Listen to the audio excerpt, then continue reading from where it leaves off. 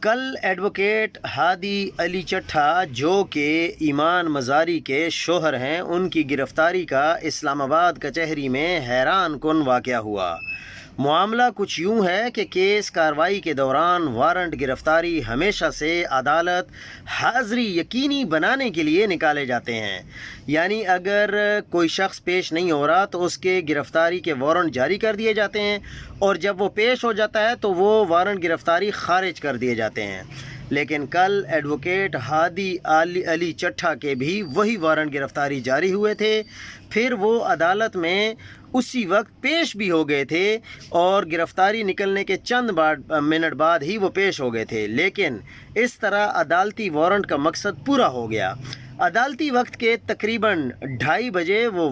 پیش ہوئے۔ جج صاحب چیمبر میں موجود تھے، پھر بھی عدالت کی جانب سے وارنٹ منسوخ نہیں کیے گئے اور ایک وکیل کو عدالت کے باہر سے گرفتار کر لیا گیا۔